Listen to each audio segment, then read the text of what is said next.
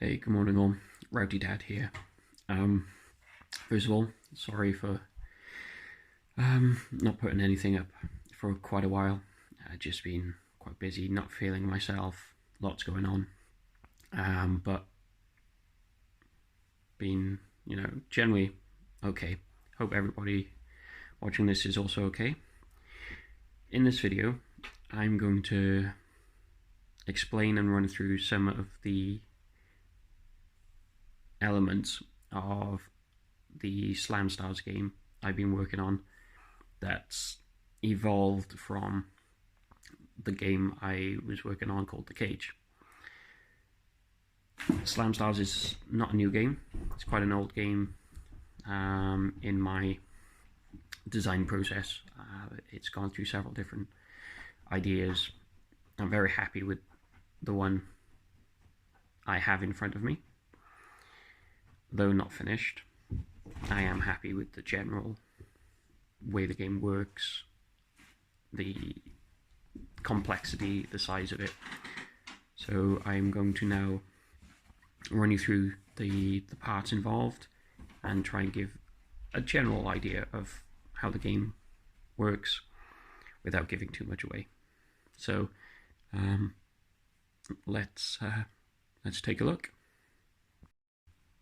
Okay, so this is in essence the board. The board is quite big. I've tried to incorporate not only the ring here, but an outside part of the ring, raised elevate areas here, highlighted in pink, and the walkway there.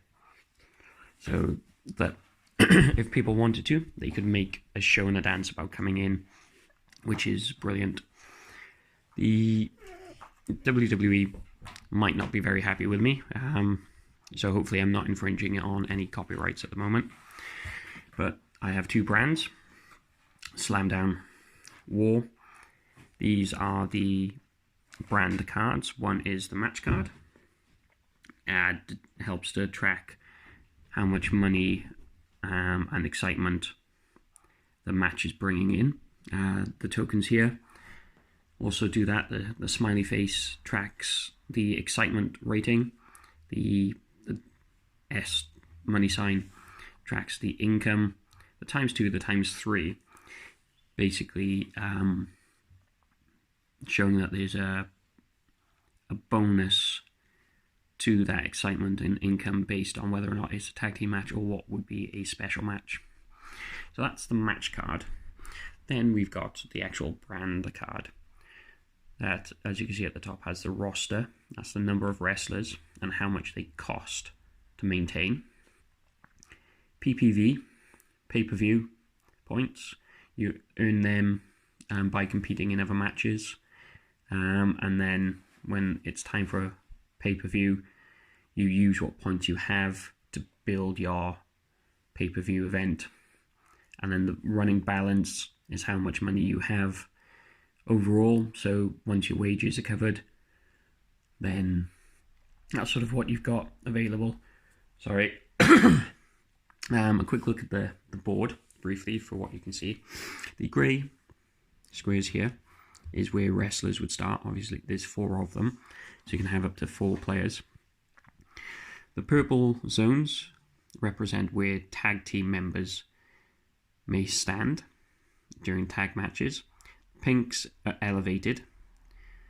The 2 green represents the corners of the ring, the edges of the ring, and then the checkered, not checkered, the striped boxes represent where you can, in essence, look for weapons. Okay, so that's that. We will have a quick look at the wrestler cards. So here's the pile of wrestler cards. There are a lot of them. Again, thank you WWE for the vast number of characters you can draw from for inspiration. So Macho Man Randall Savoy is obviously a bit of a Mickey take of the Macho Man Randy Savage, and I've got people like Hulk Hogan represented, that Owen Hart, Bret Hart, Triple H, all represented with names you would kind of go, oh, well, that's based off, or that was the intent, just to give the game some familiarity while hopefully not cringing on any copyrights. So as you can see, each wrestler has a stamina. Stamina is used to determine what attacks they can use.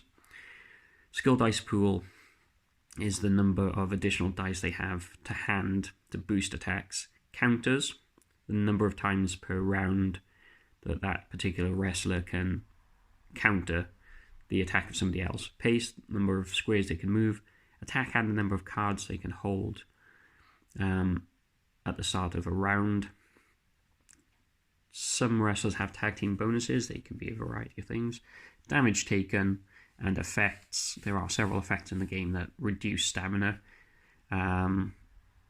reduce pace, and things like that. So it's worth tracking there. They will have their own counters. Damage taken. Back to the damage counters here. Again, all double-sided, so the 50 and 20s are one coin, 10s and 5s are one coin, the 1s and 2s are the same coins. The 3 dice required, you can only ever use a maximum of 3, and then 4 characters there. So that's the wrestlers. And then we'll scan over here to the actual attack cards. I've got 2 sets for each brand, so that 4 players can play the game within a tag match or within a the classic WWE sort of fatal 4-way. So that's that, and as you can see, the stamina is represented there. The square with the arrow in is the number of dice used.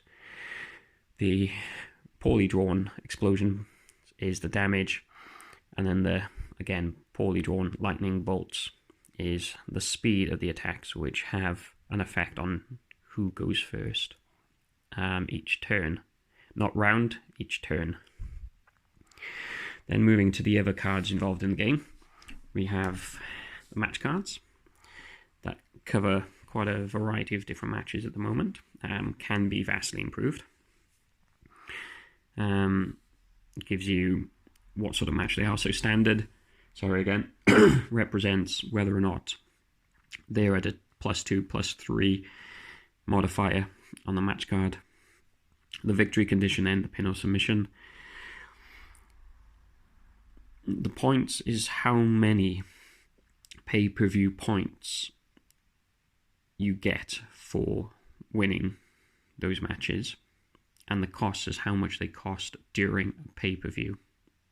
So a singles match, standard singles match, it costs nothing, you get nothing. They are the backbone to, obviously, the match cards. So then, while in event, during each match, you have requests. The requests come from either the head honcho, the brand manager, or from the crowd. So this helps build what's going on in the match, and these can improve excitement and match income. Allows you to draw cards if you succeed. If you fail, you can lose match income, you can lose excitement. So there's quite a swings and roundabouts there, which is quite fun. And then, obviously, no wrestling game would be complete without a range of belts. There is a War Championship belt, a Slamdown Championship belt, World Championship belt, and Tag Team belts. Again, can be added to. There are currently no female wrestlers or female belts. That I will be resolving a little down the line. Not out of any sort of sexist, it was just giving the game a platform to work from without going crazy, just in case the system didn't work. And looking at this, you might think, wow, that's a lot for something that might not work. It was a lot of work. I'm very proud of how it looks. Obviously, it wouldn't be the finished look on it, but for a game to just try out and test, I think it works, and is quite colourful and quite fun.